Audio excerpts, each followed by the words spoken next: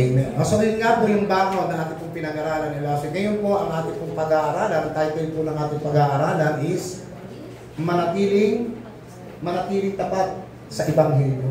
Now, kung bibigyan po kayo ng katanungan sa umagang ito, bakit kailangan ng isang Kristiyano na manatili sa Ebanghelyo? Kasi ang last topic po natin is about the false brethren at yung kanilang kinahantungan.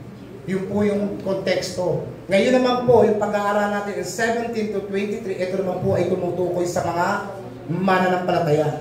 So, bagong konteksto na naman po. No? Patungkol naman po ito sa atin. Bagamat may babanggitin pa rin ako about the false teachers o the false prophet o yung mga gurong nagtuturo ng mga mali. No? Bagamat ito ay parte lamang ng paghahanda sa atin. No? Kung bakit po natin babanggitin mamaya. Pero ang pinaka-main topic po natin dito is bakit kailangan manatili ng isang mananampalataya sa Ebanghelyo. No? At sabi nga po sa ating nakaraan, no, sa mga false brethren, and no one can escape the judgment from God.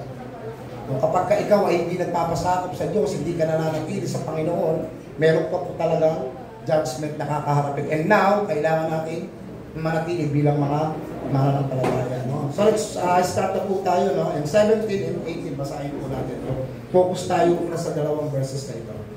Sabi nito, no, kung ating pong babasahin, no, mula po sa aklat ni si Judas po para po baka sa inyo, si Judas Iscariote, hindi po si Judas Iscariote Si Judas po ay kapatid po ng ating Panginoong Jesucristo sa laman. No, siya po ang sumulat. Iba po si Judas Iscariote, hindi po siya ito Okay, kapatid po ito ng ating Panginoong Jesucristo, nakapatid na si Santiago, yung sumulat ng Book of James. Baka po kasi iba, si Judas may sulat. No? Kapatid po ng ating Panginoon yan, hindi po yung si Judas Iscariote ang nagkanulo sa ating Panginoong Jesucristo. Now let's begin in verse 17. Ngunit mga minamahal, or alalahanin, no?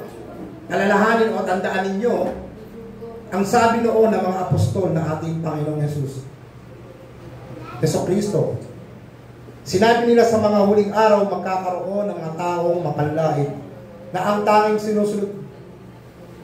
sinusunod ay ang masasama nilang hangarin. So dito po, no, nagbibigay po si Jude ng mga babala, no, o utos sa mga mananampalataya. No?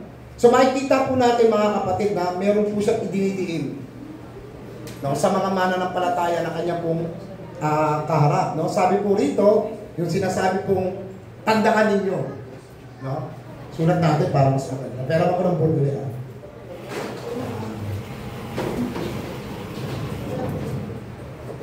Yan, sulat natin para medyo hindi natin makakalimutan yung pinag-aaralan natin. Nasa ba pinicturean nyo?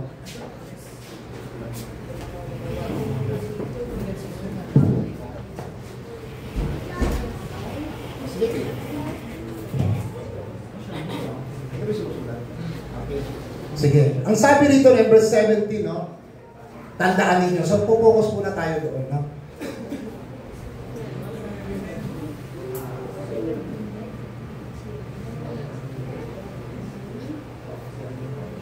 Ano po yung sinasabi dyan ni Jude, no? Na isang utos na kung saan, remember, tandaan po ninyo, no?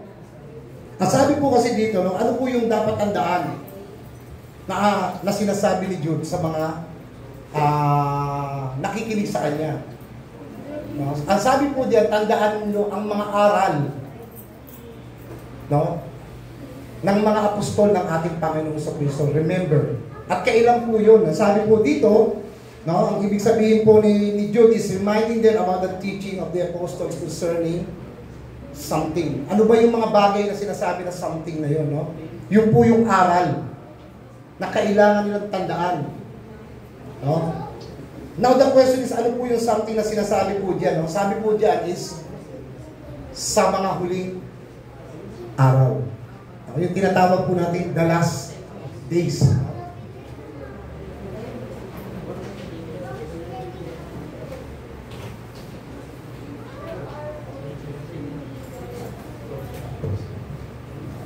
Ang sabi po diyan sa 17, sa mga huling araw, no, maraming mga taong magsisilitawan ng mga taong mapanlait. So it means itong mga taong ito, yung tinutukoy po dito ni Jude, yung pinag-aralan po natin last week. Yung mga taong hindi nagpapasakop sa otoridad ng Diyos. No? Iniiba nila ang mensahe ng biyaya. So dito po nakikita natin ang mga doktrina na kanilang ipinapangaral, no, ay hindi naman talaga nanggagaling sa banal na kasulatan. No? Ang nanggagaling po ang kanilang mga aral ay sa sarili nilang filosofiya at yung tinatawag pong mentality. Kung ano ang magustuhan nila, yun lang po yung kanilang itinuturo. No? So, pero yung nabanggit kaninang concerning what, ano po ba yung sinasabi dyan? No? Ang sabi po dyan na concerning what is the last days, yung mga teaching na ibinahagi ng mga apostol ng ating Panginoong Jesucristo. At alam naman po natin, di ba, na ang Book of Jude ay naisulat ko in 60 AD. Anong books po ang nagsasabi sa mga unang araw bago dumating ang Book of Jude? No? May mga 4 na books from New Testament ang naipublish, na pag-aralan din na po natin yan next week. No, ang unang-una, di ba, sa New Testament is Matthew, Marcos, Lucas, and John. Pero ang first pong naipublish dyan is the Book of Mark. Second, Matthew, and third, in Lucas, at ang huli-huli po ay John. No, iyan po yung 4 na unang naipublish. No? So, ibig sabihin po, bago po nagkaroon ng Book of Jude, bago po magbigay si Jude ng isang utos o babala sa mga mananampalataya, may binanggit na rin po ang ating Panginoong Jesucristo ito. Remember yung supporting verse po natin last week? In Matthew 7, verse 15. No? Buksan po natin in Matthew 7, verse 15 to 20. Ito po yung sabi ng ating Panginoong Jesucristo. Ito po yung ating mababasa. No? Mag-ingat kayo sa mga bulaang propeta. Lumalapit sila sa inyo na parang maamong tupa, ngunit ang totoo tulad sila ng mababagsik na lobo. Hindi ba't sinabi ni Jude na nakaraan yan? Remember, sila nakakatanda. Diba? Bago pa sinabi ni Jude, may pinakmauna na ang ating Panginoong Jesucristo. And verse 17, gayon naman, ang mabubuting puno ay namumunga ng mabuti at ang masamang puno ay namumunga ng masama. Hindi ba't ganun din sila ng nakaraan? May puno pero walang ugat dahil talagang patay na. No? In 18, hindi namumunga ng masama ang mabuting puno at hindi rin namumunga ng mabuti ang masamang puno. It means may 2 tao kung binabanggit dito si ating Panginoon Jesucristo patungkol sa mananampalataya, yung bunga at yung mga hindi mananampalataya at yung kanilang naging mga bunga. Hindi ba't binanggit natin yan in verse 12? Para silang mga ulat pero walang dalang ulan. Diba? So makikita po natin yung katangian po ng mga huwad na katuturo sa pamamagitan po ng kanilang mga bunga. No? Ang bawat punong hindi namumunga, yung mabuti ay pinuputol at itinatapon sa apoy. Kaya nga makikilala ninyo ang mga bulaang propeta sa kanilang mga gawa. So dito makikita natin, no, Jesus Christ preparing the church. Inihahanda niya ang kanyang simbahan in the last days.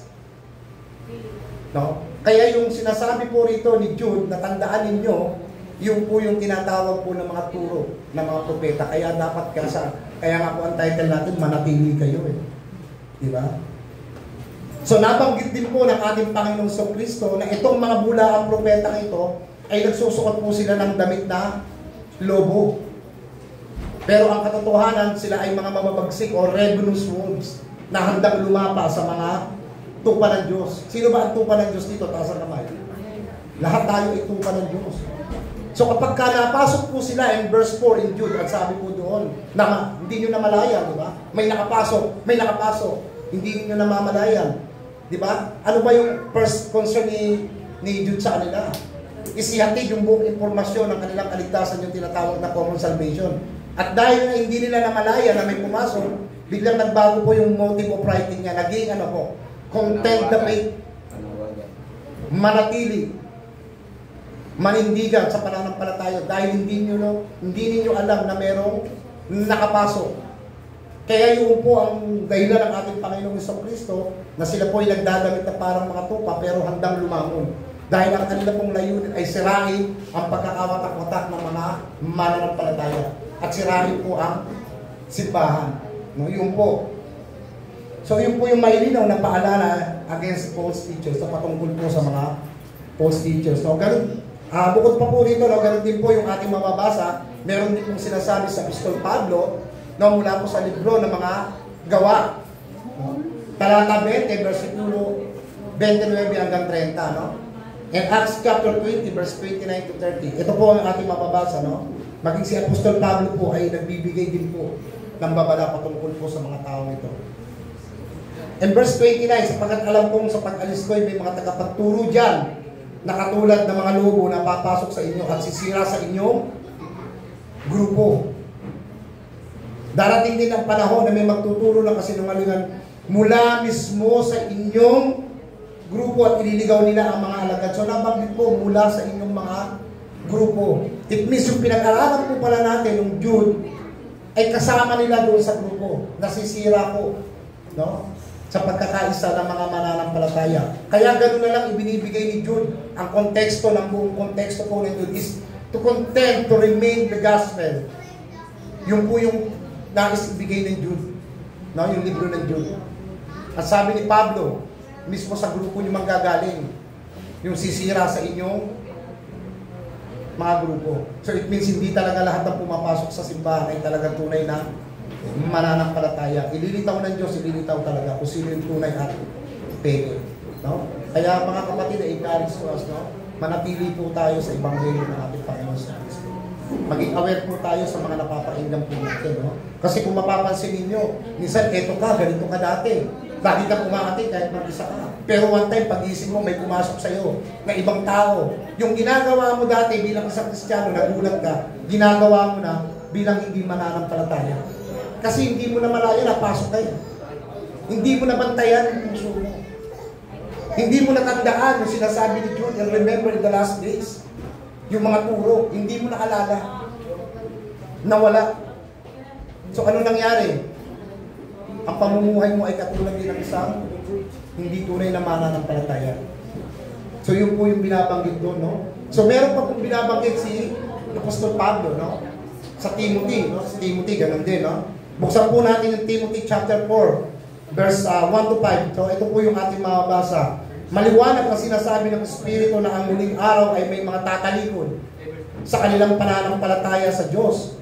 Bakit po? No? Susunod sila sa mga mapanlilang na espiritu at sa mga katuruan ng mga demonyo. Ang katuruan ito ay ituturo ng mga taong magdaraya at sinungaling, manhid na ang kanilang konsensya na parang pinaso ng napakainit na bagay. Ipinagbabawal nila ang pag-aasawa at ilang uri ng pagkain kahit na nilikha ng Diyos ang mga pagkain ito na para tanggapin ng may pasasalamat na may ng mga sumasampalataya at nakakaalam sa katotohanan, sapagkat ang lahat ng nilikha ng Diyos ay mabuti at dapat walang ituring na masama kung tinatanggap ng merong pasasalamat. And last verse po, dahil nilinis na ito ng salita ng Diyos at ng panalangin. So dito makikita po natin yung babala, no? May binabanggit po ang ating Panginoong Jesucristo, si Apostol Pablo, maging sa libro ni Timothy. No, may mga babala po sa mga mananampalataya in the last days. No, binabanggit po nila yung mga patungkol po sa mga papasok at sisira sa pagkakaisa. Gagawin nilang parang magkakawatak-watak ang mga mananampalataya. No? So now the question is, kailan ba damating yung muling araw? Kailan ba nagsimula yung sinasabi nitong the last days? Kung kayo po tatanungin, kailan po ba nagsimula ang the last days? No, marami ang nagsasabi, the last days, pag dumating na yung Antikristo. Pag dumating na yung Panginoong Jesucristo, pag dumating na yung Antikristo, pag dumating na yung tribulation, pag dumating na yung katapusan ng mundo, yun na yung mga huling araw. No? Now, ang tanong, kailan mo ba nagsimula yung last days in this context? No? Sa tingin nyo po ba? No? Yun yung karamihang sinasabi ng iba eh. Pero ang totoo po, no? Kailan po nagsimula yung last days? When Jesus came and ascended to heaven. Nung ang ating Panginoon sa Kristo po ay dumating at muling umakyat sa langit. Doon po nagsimula yung last days, mga kapatid. No? Yung ating pag-akyat ng ating Panginoon sa Kristo. No? Kung mapapansin po ninyo, no? Sabi ng Panginoon in the last days, no? Harap, likod, kaliwat kanan po ang nagsulputan ng mga relihiyon ngayon. At isa na rin po tayo dyan, di ba? Maraming mga doktrina ang lumalabas na iba-iba ang kanilang mensahe. Kaya nga sabi ng Panginoon, in the last days, may mga lilitaw na mga tao mapaglinlang, mapanira. No? Ang tanging hangarin nila ay sirain ang pagkakaisa ng mga mananampalataya. Sa tingin nyo ho ba yung sinasabi po in the last days na dapat tandaan ng mga mananampalataya sa mga apostol? Applicable pa ba sa atin ngayon yan? Sa tingin nyo? Yes. Kasi yung panahon ni Jude, kung pinaghahanda niya ang mananampalataya, how much more ngayon? Na dapat tayong maganda dahil mas naglipa na po yung mga iba't ibang klaseng mga relihiyon. Kaya nga ibinibigay sa atin is remember in the last days, yung mga aral na inyong natutunan mula sa mga apostol ng ating Panginoon sa Kristo ay dapat ninyong tandaan kasi may mga maglilitawan na mga maling tagapagturo. How much more ngayon mga kapatid, ang daming mga aral na naglalabasa, no? Now the question is, no, ano po bang klaseng tao ang binabanggit ni Jude dito sa konteksto na ito? Basahin po natin ang verse 19. Sila ang mga taong gumagawa ng paraan upang magka-watak-watak ang inyong samahan, makamundo sila. So it means, pag sinabi po makamundo, is worldly minded. Wala po silang iniisip kundi gawin yung sarili ng layunin, kundi kalabanin ang ating Panginoon sa Kristo, baguhin ang mensahe ng biyaya ng Diyos. Diba? At sabi rito, no, sila yung mga taong gumagawa ng paraan upang magkawatak-watak. Di ba ganyan din yung sinabi ni Jude last na topic natin? Jude chapter 1 verse 12. No, pag binasa po natin ito, at sabi sa Jude chapter 1 verse 12, ang mga taong ito'y sumisira sa inyong pagsasalo-salo bilang magkakapatid sa Panginoon. No? Hindi lamang yung pagkain ang binabanggit dito. Ibig sabihin yung pagkakaisa ng mga mananampalataya. Di ba? Parallel, no? So dito po meron po tayong dalawang bagay na makikita sa mga tao nito sa book about false teachers, no? Ito po yung mga katangian nila in the last days. Makikita po natin yung kanilang uri ng pagkatao. So unang-unang binanggit po diyan is yung tinatawag pong worldly minded. Sulat po natin para hindi po natin makakalimutan.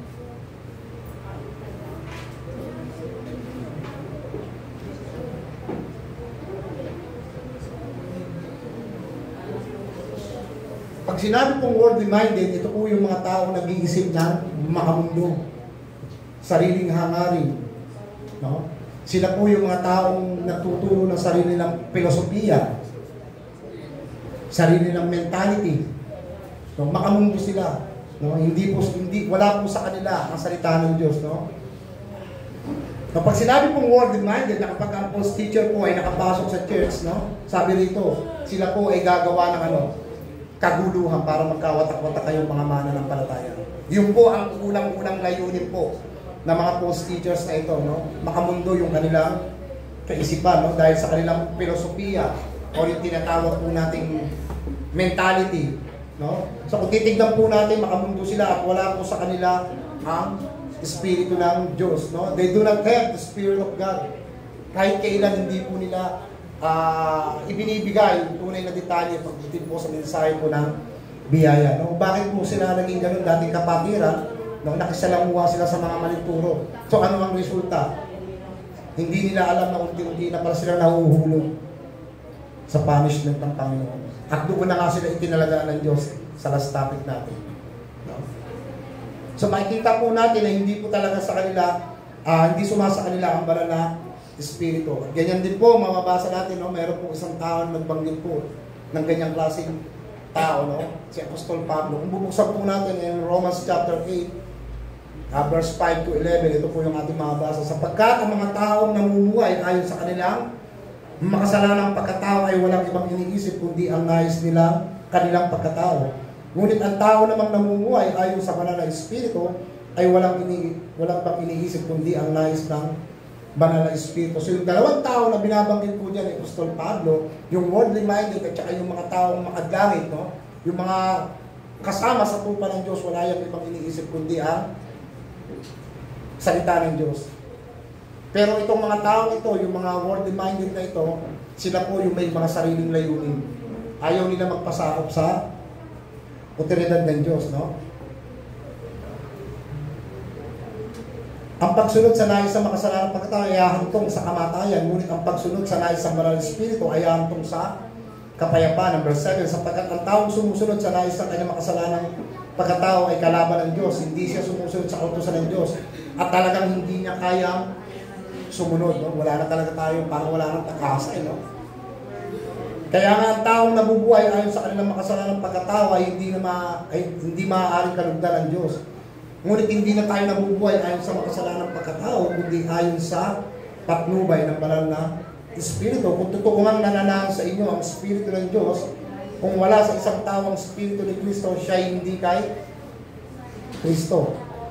Ngunit kung nasa inyo si Kristo, mamamatay man ang katawan ninyo dahil sa kasalanan, binuhay naman kayo ng banal na Espiritu, dahil itinuring na kayong matuwid na Diyos. And last verse po, at kung nananahan sa inyo ang banal na Espiritu ng Diyos, na muling bumuhay kay Kristo, siya rin ang magbibigay ng buhay sa inyong mga katawang namamatay. Gagawin niya ito sa pamamagitan ng kanyang Espiritong nananahan. No?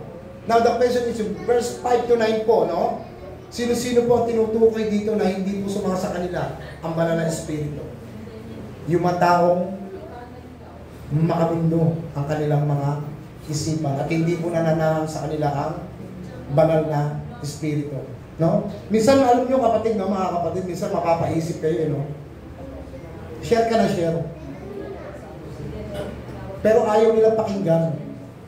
Nandun ka na sa pik, ilalatag mo na eh. Ilalatag mo na yung Ebanghelyo eh. Biglang sasabihin sa'yo, ay, may gagawin pa pala ako. Walang ulam yung mga anak ko. Nakalimutan ko pala, maglalaba pa pala ako. Magluluto pa pala ako. Sino nakaka-experience sa inyo ng ganyan? No? Ako po, pagka nagbabahagi po ako sa labas, may mga na-experience po ako mga ganyan eh. Well, ito po yung mga taong example ni Pablo na wala sa kanila ang banal na Espiritu. Kahit kailan po, hindi po nila mauunawaan ang salita ng Diyos. Ganyan din po, mababasa natin sa unang Korinto, no? Chapter 2, verse 14. Ngunit ang taong hindi pinananahan ng Espiritu ng Diyos ay hindi tumatanggap ng mga aral mula sa Espiritu dahil kamangmangan ito sa Kanya. At hindi niya nauunawaan dahil ang mga bagay na ito ay naiintindihan lamang sa tulong ng banal na Espiritu. Kaya nga sabi ko sa inyo, mag-share ka na eh, no? Eto na eh, ilalatag mo na. Ay, may gagawin pa pala ako. No, para sa kanila kamangmangan po ang Ebanghelyo ng Diyos. Alam niyo ba kung bakit? Maliwanag po sa sinasabi po sa konteksto na hindi po sa kanila nananahan ang banal na Espiritu. Maiintindihan mo lamang ang gospel o yung salita ng Diyos kung nasa iyo ang patnubay ng banal na Espiritu. Amen po? Sila yung example na ginagamit ni Pablo rito eh, na mga worldly minded. Na kapag wala sa iyo ang banal na Espiritu, anong tawag sa iyo? Nakikinig ka sa mga turo daw ng mga demonyo. So hindi ka kay Jesus Christ. So dalawang tao po ang namumuhay sa mundo. Isang isipang makalangit at isang kaisipang makamundo. So pili kayo, saan kayo doon? No? So sila po yung tinatawag po na example, no? Na hindi po nila alam, katulad din po ng mga post-brethren na ito, no? Ganyan po yung kanilang kaisipan, na hindi nila alam na humahandong na pala sila sa judgment ng Panginoon o punishment ng Panginoon, no? Kasi alam niyo ba, mga kapatid, kung bakit? No? Kasi po ang mga taong kabilang sa tupa ng Diyos is never called worldly minded. Naniniwala ba kayo doon? Hindi kayo lang pwede kayong tawagin mga worldly minded, mga anak ng Diyos. Kasi alam po natin yung salita ng Diyos dahil nasa atin ang banal na Espiritu. Kapag kayo hindi mo naiintindihan, sabi ni Pablo, kamangmangan para sa kanila, it means the worldly minded. Sila po ay makamundo ang kanilang kaisipan. Now let's continue in verse 20. Ngunit kayo minamahal, lalo pa rin yung patatagin ang inyong kabanal-banalang pananampalataya, manalangin kayo sa kapangyarihan ng banal na Espiritu. Now, kanina po, unang utos po ni Jude is worldly minded. Ngayon, yung pangalawang utos na ibinibigay naman po ni Jude sa mga mananampalataya is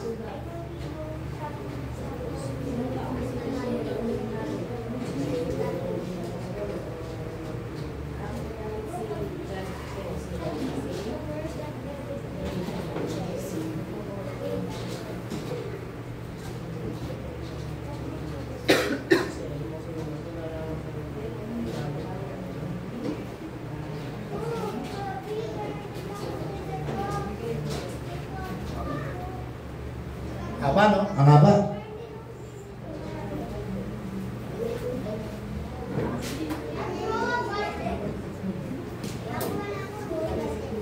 Medyo mahaba. Pasensya na kayo sa sulat ko, ha?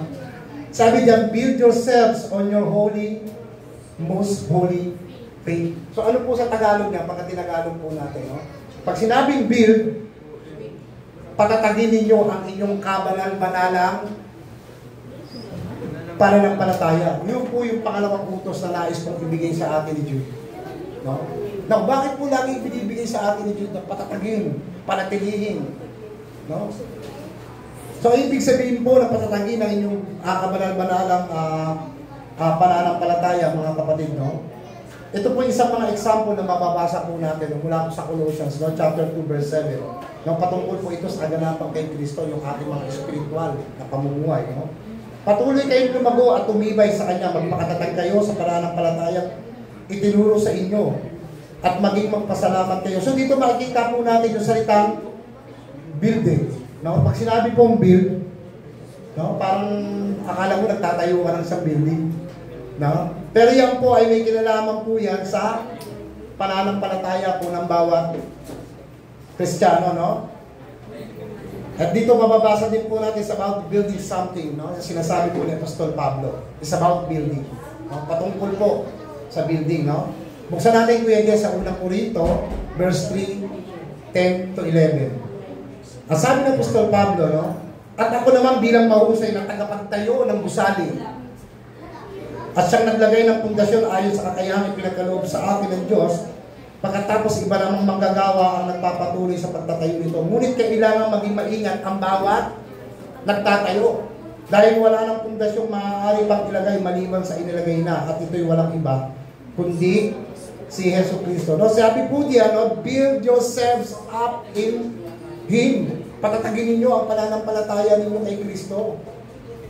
At binanggit po ni Apostol Pablo, no, ako naman ay isang bilang mahusay na takapagtayo ng building. So ano po yung building na sinasabi po rito ni Pablo? It's the church. Kayo po yun, mga mananampalataya. No, kaya yung iba, ang mga interpreter po ng iba dyan, si Pablo ay isang church planter. Kaya napapansin yun, dami niya pesos mga tulo, di ba? Pagkatapos siya magtayo ng isang simbahan, iba naman ang nagpapatuloy nito. No? Katulad ni Titus, ni Tito, si Timothy. No? Yung iba hindi nabanggit sa Biblia, pero marami pong mga dinidisipulo si Pablo na kung saan kapag naglagay po siya ng isang manggagawa, aalis siya, pupunta naman siya sa iba. Pinagpapatuloy yung kanyang nasimula. Hindi porke nakulong si Pablo, pero yung po talaga yung kanyang layunin. Kaya nga ang sabi niya, ako naman no? Bilang mahusay na tagapagtayo. So, ibig sabihin po niyan, siya yung nagtatayo at iba naman ang nagpapatuloy para lumaganap yung gawain. Pero may babala po siya, pero dapat mag-ingat ang tagapagtayo. Kasi kung hindi ka nag-iingat, kung halimbawa, tatayo tayo ng Diyos, pero ang tinuturo natin is wala sa Biblia, hindi pundasyon ng Diyos. Kasi sabi in verse 11, wala nang ibang pundasyon kundi si Yesu Cristo. Kung iba ang pundasyon, madali po yan mag-iba. So dapat po mag-ingat sa mga taga-Karwatan sa Bible study natin ng Book of Titus. Di ba? Nung inatasan ni Pablo, si Tito na pumili ng isang leader ng simbahan. Kasi nga sila ang mamamahala sa Creta, di ba? Sa Greece po yan Ang Titus po kasi sa about the leadership, pag binasa niyo po yung context niyan, nandoon po sila sa Creta, no? Nasa Mediterranean Sea po yan. Sakop po yan ng Greece. Ano sabi ni Pablo? Tito, no? Pumili ka ng mga pinuno ng simbahan. Pero dapat ang pipiliin mo, may katangian. Ano yung katangian na unang binanggit? Dapat maganda ang reputasyon. Hindi pasagulero. Hindi lasinggero. Iisa lang ang asawa. At higit sa lahat, itinuturing siya, ginagalang siya ng kanyang pamilya. Kung tatayo ka rito, magtuturo ka, may alak ka, sa tingin mo ba matibay yung pundasyon? Tapos malalaman nyo si Kuya Diyos, 4 ang asawa. Di ba?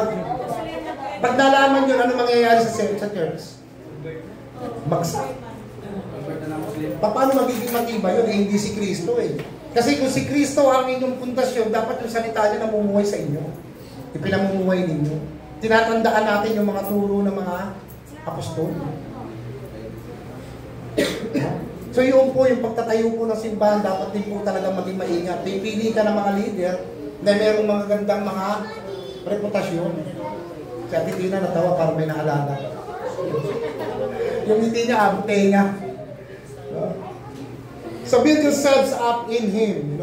Patatagin po natin ang ating mga sarili sa Panginoon. Pero in 1 Corinthians 3, sinasabi po ni Pablo ng mga tagapagturo po sa Corinto na ang kanilang pundasyon ay galing lamang sa sarili lang karunungan, yung philosophia and mentality. Now the question is, Holy faith na binabanggit po dito ng salita ng Diyos, ano po ba sa tingin ninyo yung tinatawag po na Holy faith? Sa tingin niyo po ba? Ito ba yung pag nagdadasal ka sa Panginoon? Ano ba yung Holy faith? Kuya Diyos, ang Holy faith, galing naman talaga sa Lord yan. At sinasabi pong Holy faith dito is your confidence. Ano ba sa Tagalog ng confidence? Yung parang tiwalang-tiwala ka sa Diyos na siya ang may likha ng langit at lupa. Tiwala ka sa Diyos dahil alam niya may kakayahan siyang iligtas ka, Reggie.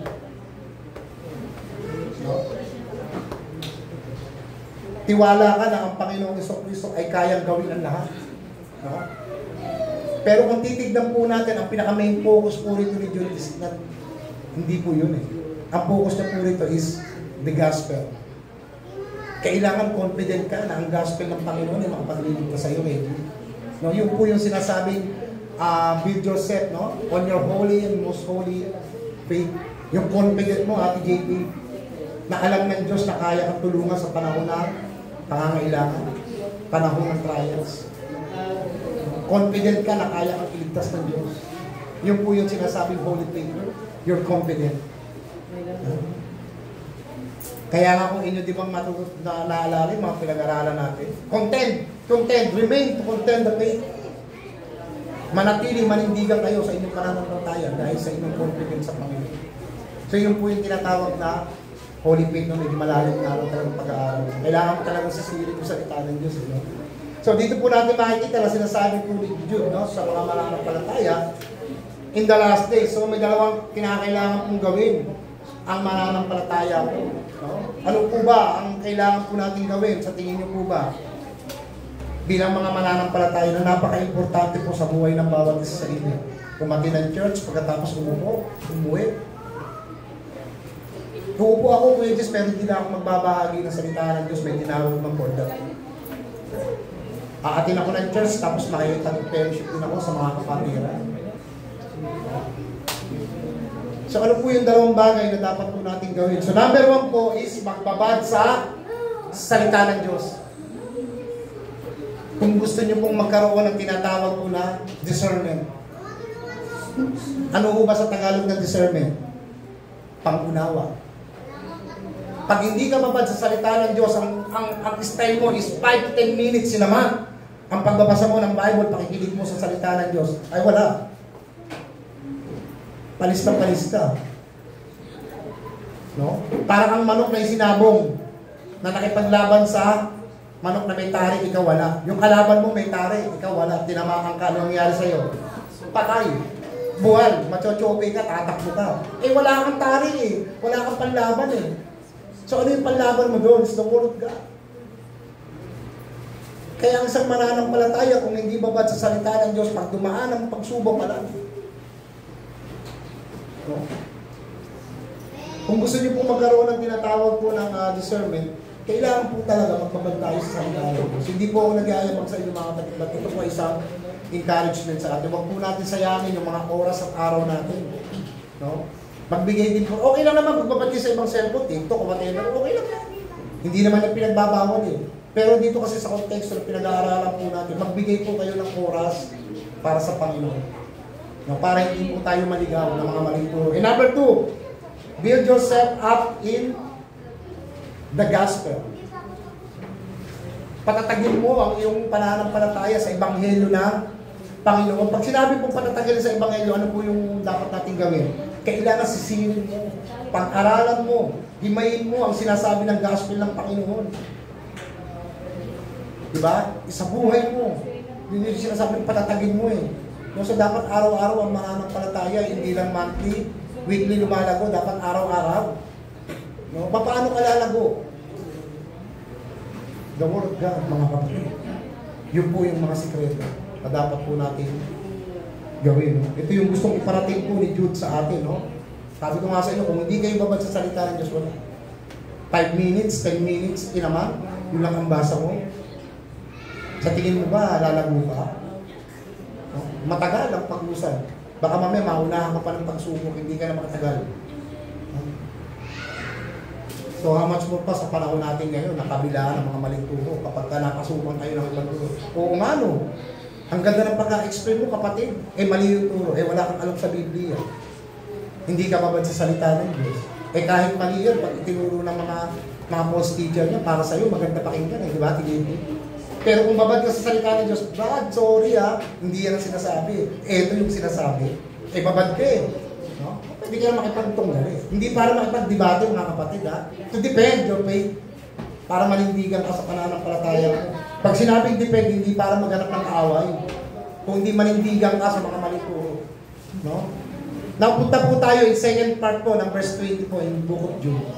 No, sabi po rito, patatagin ang inyong kabanal-banalang pananampalataya. Manalangin kayo sa kapangyarihan ng banal na Espiritu. So binanggit po yung pangatlong utos po, no? Sabi po diyan, no? Patatagin ang inyong kabanal-banalang pananampalataya. Manalangin kayo, no? So number 3 po, ang pangatlong utos po sa atin ni Jude is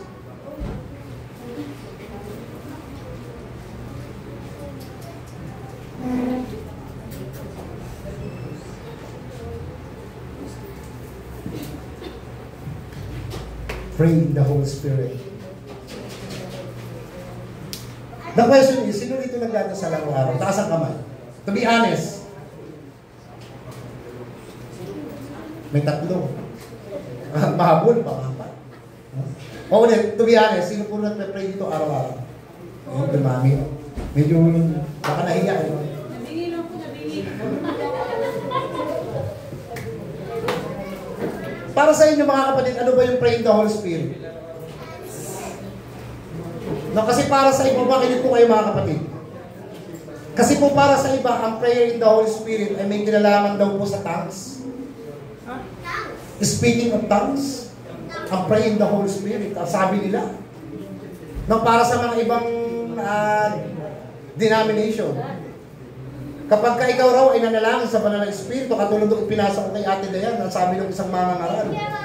This is the word of the Holy Spirit. Tanginginig, bumabagsak, umiiyak, umiikot. No? Sa iba naman, pag sinabi, let's pray in the Holy Spirit, gagano na.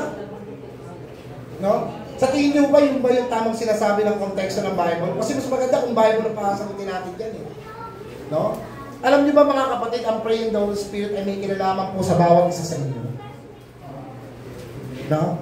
Sa basahin po natin, no? Hindi po siya speaking of tongues Kasi pag ginamit mo ang pray in the Holy Spirit, sa speaking of tongues, magkakaroon ka ng problema. Alam mo kung bakit? Kasi sinabi ni Apostle Pablo in 1 Corinthians chapter 12, hindi lahat nakakapagsalita ng wika na hindi naman nila na tutunan o nalalaman. Paano ka magsasalita? Natutunan mo ba yung JP? Hindi Ano ba yung wika rito pag binabanggit? Yung wika salita yun Magsasalita ako ng Japanese hindi ka naman natutunan yun. Paano kayo i-interpret sa inyo? Kasi sabi ni Pablo, liwanag hindi lahat nakakapagsalita ng wika na hindi nila na tututunan. So magkakaroon ka ng problema pag ginamit mo yung pray those with speaking of tongues. Pero ito yung sabi ni Pablo no? Ito pala ay patungkol po sa mga mananampalataya. Buksan po natin, no? Dito po sa Ephesians chapter 6, verse 18. Nabasahin po natin. So ito po yung ating mababasa in Ephesians chapter 6, verse 18. At manalangin kayo sa lahat ng oras. Sa banal na Espiritu, ipanalangin ninyo ang lahat ng dapat ipanalangin. Huwag kayong magpabaya, patuloy kayong manalangin, lalo na para sa lahat ng mga pinabanal. Sino pinabanal ng Diyos dito? Taas ang kamay. So, ibig sabihin pala, ang panalangin pala, Lord, si Ate JP dumadaan ngayon sa problema. Tulungan niyo po sila. Banal na Espiritu, tulungan mo kami na lumago yung aming gawain.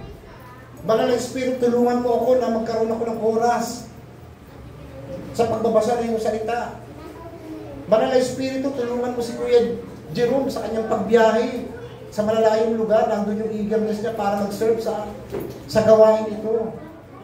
So, ang ibig sabihin po, mga kapatid, in praying the Holy Spirit, nananalangin ka sa banal na Espiritu para matupad ang kalooban ng Diyos sa buhay mo.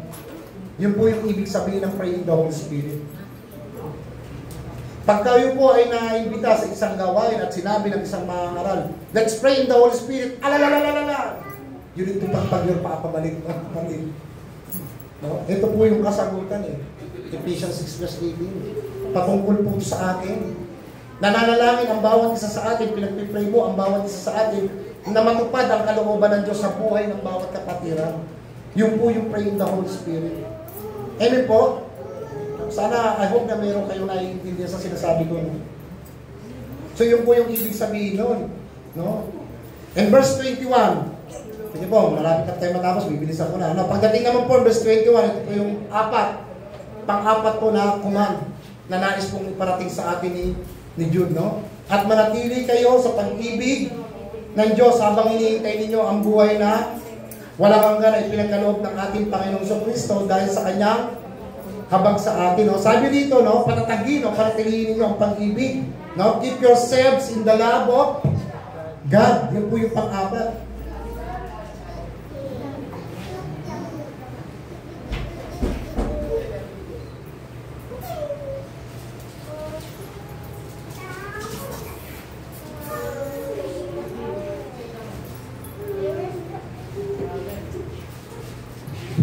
Keep yourself in the love of God. Patatagin natin ang ating mga sarili sa pag-ibig sa Diyos, no? The question is, sino ba ang nag-iingat sa atin? Tanong ko sa inyo, sino ba ang nag-iingat sa atin? So, no other than ang God, di ba? Ang Diyos, ang ating Panginoon sa Kristo. So, dito po, no, kasi sa Biblia, no, pag sinabi pong keep yourselves in the love of God, mga kapatid, habang po tayo ay nanatili po sa pag-ibig ng Panginoon, meron po tayong dalawang bagay na matututunan. Yung tinatawag po na sovereignty ng Panginoon at yung tinatawag po na human responsibilities. Yun yung tinatanong ko sa inyo kanina. Na ano ba dapat nating gawin habang nananatili tayo sa pag-ibig ng Diyos? No, so hindi ibig sabihin, sovereign ng Panginoon na ingatan ka, Nestor, hindi po ibinigay sa iyo ng Diyos ang kanyang awa at kanyang biyaya, eh wala ka nang gagawin. Ang mga Kristiyano po ay hindi po parang isang kwento sa TV o sa mga babasahin na yung isang lalaking nakahiga, hinihintay yung pagbagsak ng bunga, kakainin na lang. At hindi rin po tayo isang kwento sa isang kaharian na nakaupo ang isang hari, pinapaypaya, may tagamasahe, sinusubukan ng ubas. Hindi po tayo ganun eh. May tinatawag pong human responsibilities, mga kapatid. Meron pong gawain. No, meron pong dapat gawin ang isang mananampalataya. So, okay na yung sovereign ng Panginoon, eh, no? Nasa atin na, no? So, meron pong tinatawag na human responsibilities na good thing na ipinalawanag po sa atin ni Jude kung ano po ang itsura ng keep yourselves in the love of God. Ano ba ang itsura nito? Itong number 4 na ito, no? Basahin po natin in verse 22. Sabi niya, mahabag kayo sa mga nag-aalinlangan. Iligtas ninyo ang iba sa kaparusahan na para bang sinasakit ninyo mula sa apoy. Kahabagan ninyo ang iba ng may takot. Kasuklaman ninyo ang maging damit na dabahiran ng kanilang kahalayan o kahalayan nila. May dalawang tao po kasi na binabanggit dito, mga kapatid, no? So, ibig sabihin, ang Diyos ay pag-ibig, so dapat tayo manatili, no? Sa pag-ibig ng Diyos, so, remain God's love. No? So, paano po ba ang itsura ng remaining in God's love, no? So, sabi po rito, hinihintay ninyo ang buhay na walang hanggan na ibibigay ng ating Panginoong Kristo, no? Kasi kung mananatili tayo sa Panginoong Kristo, inaabangan po natin yung kanyang pagparito. Pero kung tatanungin po ang mga hindi mananampalataya, ano ho ba yung kanilang inaabangan? Retirement fee, pension, December, may una si boss. Sarap niya, no? Makatapos ang mga anak sa pag-aaral. Pagdating ng mahal sa buhay, galing ibang bansa. Pero tayong mga Kristiyano, ang itsura po ng pananatili po natin sa Panginoon ay yung kanyang pagparito. Yun po yung ating inihintay na pagbabalik ng ating Panginoon sa Kristo. No? Kaya okay lang naman yung mga retirement pay kasi kailangan naman natin yan. Huwag tayo magplastikan dito. Totoo naman yun eh. Pero sa bilang mga mananampalataya in this context, hindi po yun ang inihintay natin. Ang inihintay po natin yung kanyang pagparito, no? Kaya nga lagi natin, kung inyo pong mapapansin, diba, yung Book of Revelation, sino nakabasa sa inyo yung Book of Revelation? Come Lord Jesus, come Lord Jesus, come Lord Jesus, bumalik ka na, bumalik ka na. Bumalik ka na, Panginoon. Even the First Thessalonians, Second Thessalonians, makikita natin ang Diyos, diba? Yun yung inaabangan natin eh. Yung kanyang pagparito. So lagi po natin pinag-aaralan yung return of Christ, bakit po, no? No? Bakit po natin pinag-aaralan yung return of Christ? Mga kapatid, alam niyo ba kung bakit natin pinag-aaralan ng return of Christ? Kasi kung inyo pong matatandaan, ang mundo po ito ay hindi po natin tunay na bahay. Ang buhay po ng tao rito ay may balid lang po. Kaya dapat agad, nandito ka, nakakarinig ka ng biyaya ng Diyos, accept Jesus Christ. Tanggapin mo yung kanyang ginawa. Why? Kung matatandaan ninyo in the Garden of Eden, di ba? At sa akin lang to, no? Ay example ko lang. Di ba? Nilagay ng Diyos yung isang tao sa banal na lugar kung saan nakakasama niya ang Diyos. Tama? Nakakausap niya ang Diyos. So, ganun ang disenyo ng Panginoon sa atin eh. Pero dahil nagkasala ang tao, hindi na sila worth it para manirahan doon sa banal na lugar. Dahil napasok na sila ng kasalanan. Inilipat sila ng Diyos sa isang lugar kung saan puno na kasalanan. So tayo, balang araw, mga mananampalataya, pag namatay na po tayo at nawala na po tayo sa mundo, ang tunay po nating tahanan ay makasupiling po ang ating Panginoong Jesucristo. Kaya nga natin sinasabi lagi, return of Christ, return of Christ. Bumalik ka na, Lord. Sabi ni Pablo, di ba? Mas gusto ko panlisanin ang mundong ito para makasama ko ng Panginoong Jesucristo, di ba? So ang buhay po natin, nandun po kasama ang Panginoong Jesucristo. Yun po yung ating inaabangan, no? Madalas din po natin nababasa yung salitang awa. No? Kahabagan ninyo ang iba, yung 22 and 23 po kasi may dalawang tao po dyan na binabanggit. No? So, ibig sabihin po, mga kapatid, no? Yung awa po na binabanggit dito, sabi po in verse 22, maawa kayo sa mga nag-aalinlangan. So, eto na po mga kapatid, no? Ang ibig sabihin po na maawa kayo sa nag-aalinlangan in verse 22, specifically po ang kausap kasi ni Jude dito ay yung mga Kristiyanong hindi pa po malalalim sa pananampalataya. Sa ibang terms, ang sinasabi nila sa baby Christian. Di ba ganyan?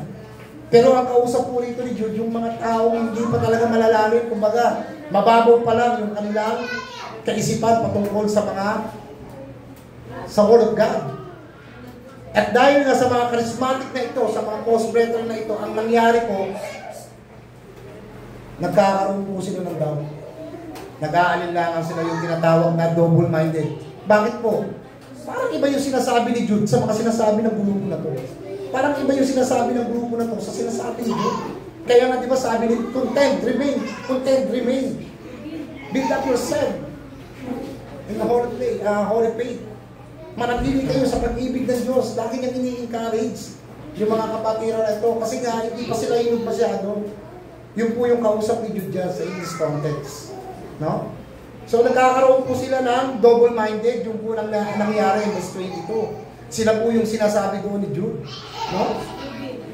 Kaya nga sabi, be merciful those who have doubt. Maawa kayo sa mga taong nag-aalinlangan. Sila po yan, yung mga kapatirang hindi pa talaga masyadong malalim. No? So ibig sabihin po ng merciful, mga kapatid, yung mercy na po tinatawag, yung awa. May kinalaman po yan sa salita patience. Magtiyaga kayo. Magpasensya kayo. Minsan sa bahay, pag ang mga bata makukulit, di ba?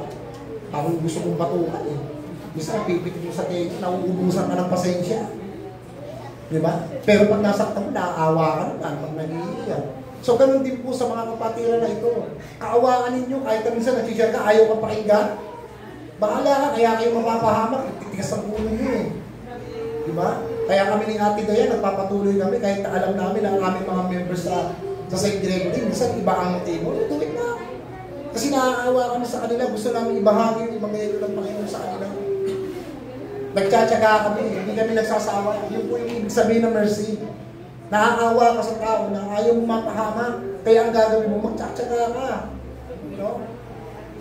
Pera na lang, pag sinabi sa iyo, Ate JP, ayaw tanggapin yung Diyos mo. Eto ako. Tuloy mo pa rin. No?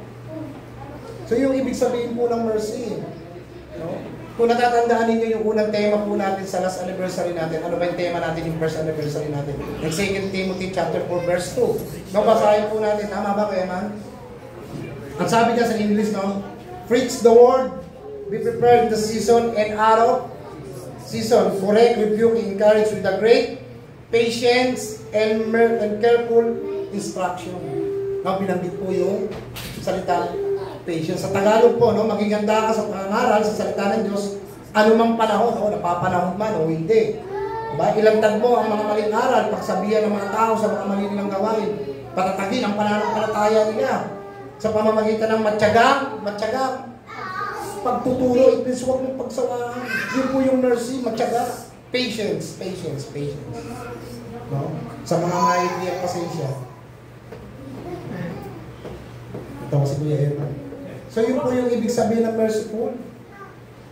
Maawa kayo sa mga tao nag-aalinlangan, yung patience natin. No? At yung pag nagbabahagi kami sa ayaw ka pakinggan, no? Nakukulitan ka pa, no? Parang gusto mong putungan, no? Pero sabi ng Panginoon, maawa kayo sa mga tao nag-aalinlangan. Huwag po tayong magsawa. Pagtsagaan natin. No? Kahit sa mga anak na makakulit, pagtsagaan natin. Hindi yan eh. So yun po yung sinasabi doon, no? Okay, in verse 23. Okay, last verse na po tayo. Yan, tatapos na tayo. No?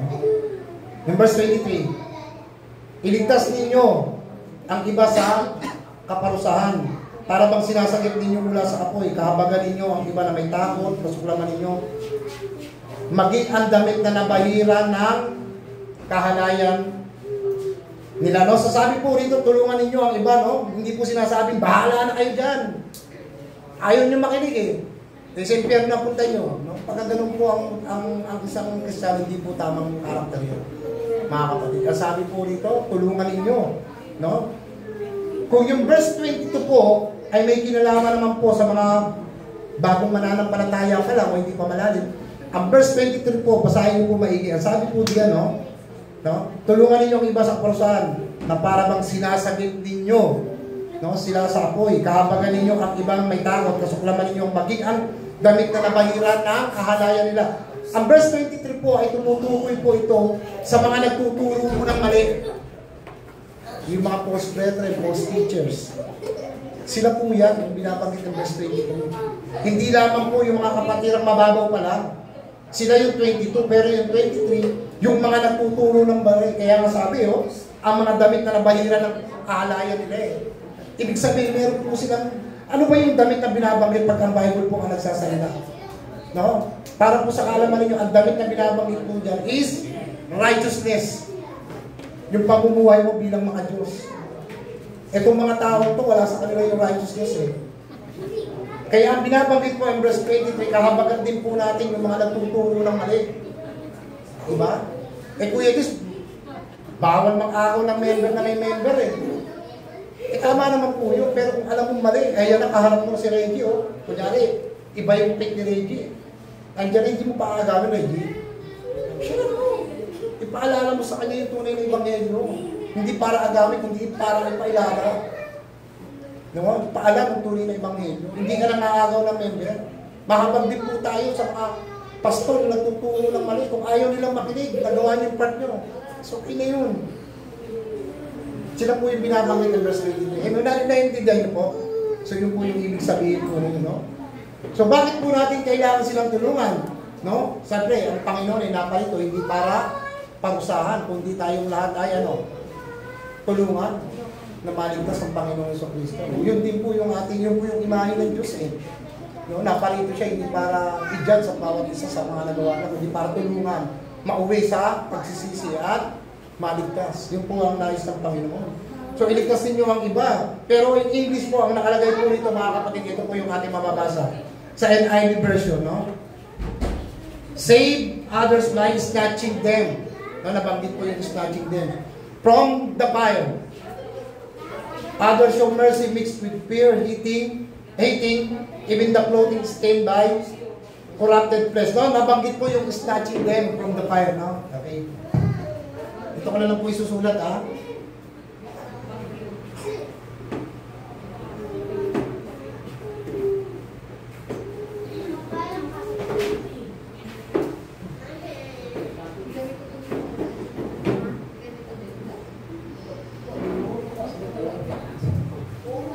Agawin ninyo sila na para bang panggatong sa apoy. So yung sinasabi ko po sa inyo kanina, hindi ka nagbabahagi ng tunay na ebanghelyo para agawin ang member ng kahit na sino. Kung hindi para kunin sila, no, sa bingit ng ng lake of fire. Ang fire kasi na binabanggit po dito is the lake of fire, yung apoy. Kasi kapag mali ang katuruan ng napakinggan mo, ano mangyayari sa iyo? Sabi ni Kuya Eman, meron daw. Sa ibaba, ano ba meron sa ibaba? Lake of fire. Kaya ang sabi dyan, snatching them from the fire. Iligtas nyo sila na parang panggatong sa apoy. No? Pero kung mapapansin ninyo mga kapatid, no? Meron pong ginamit dyan na salita si Jude.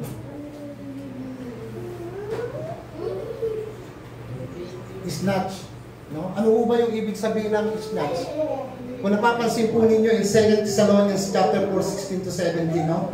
Parehas po sila.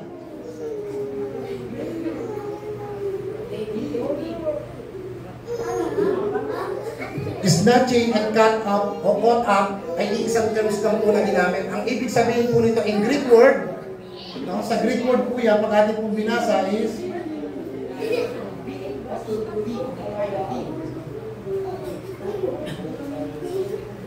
harpazo. Harpazo.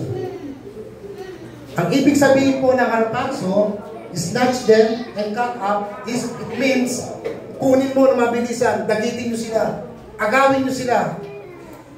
Eh, hindi ba't ganyan ang ginamit ni Pablo sa 2 Thessalonians 4, 16 to 17, di ba? Cut up.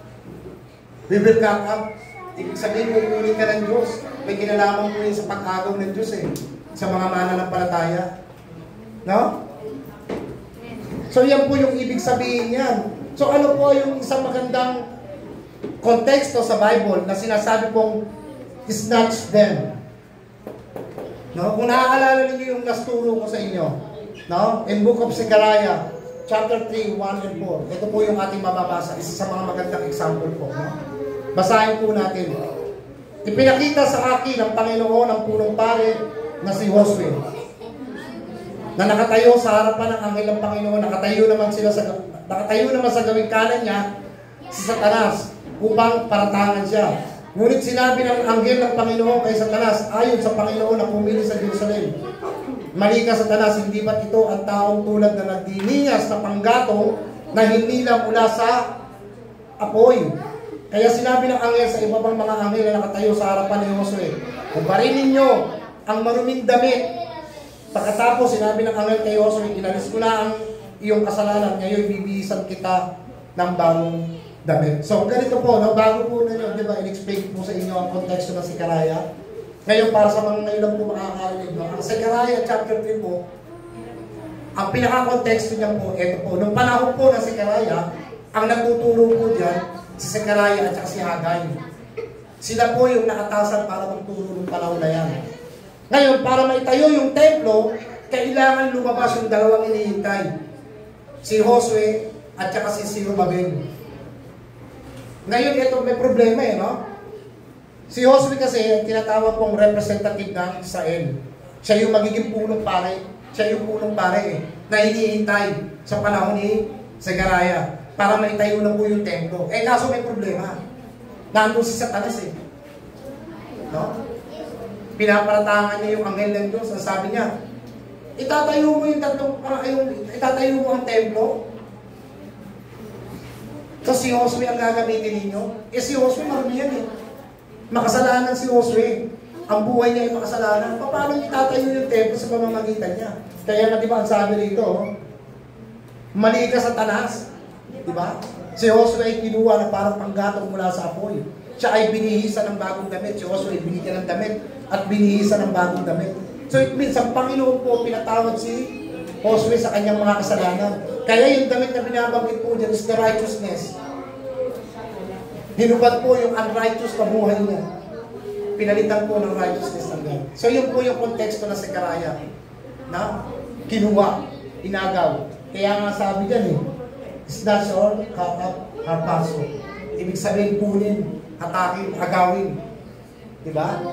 Or bagitin nyo, kunin nyo. Kaya hindi, mga kapatid, hindi tayo nangangagaw ng member kung halimbawa kapatid mo, kaibigan mo, nandun sa mga maling turo, hindi na mag-share.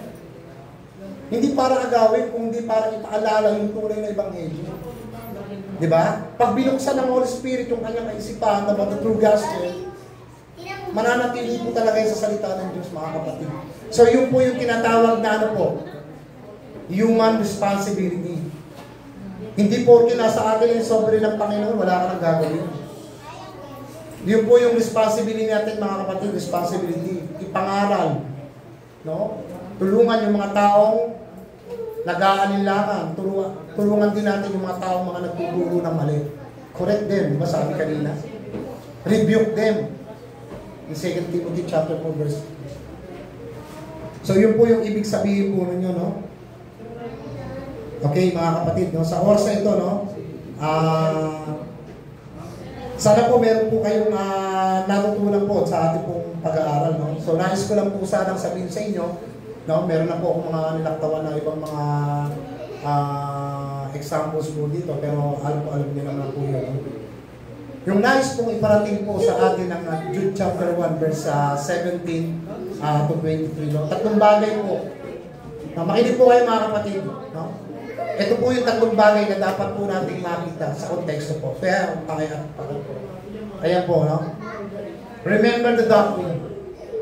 In the last days, yan po yung binabanggit ni Jude na dapat tandaan ng mga mananampalataya. Ano ba yung doktrina na to? The gospel. Na itinuturo po ng mga apostol ng ating Panginoong Kristo. Second, remain in the love of Christ. Keep yourself in the love of Christ. Manatili kayo sa pag-ibig ng Diyos. Patatagin ninyo ang inyong mga sarili sa pag-ibig sa Diyos. And lastly po, and show mercy to others. That's our responsibilities. Ipakita rin po natin yung awa natin sa iba. Wag po natin sarili yung ebanghelyo, mga kapatid. Meron po tayong responsibility. Yung po yung tinatawag na human responsibility natin. No? Sana naintindihan niyo po ba yung ating tinuro sa umaga? Kasi tayo po tayo lahat, tayo po mananalo.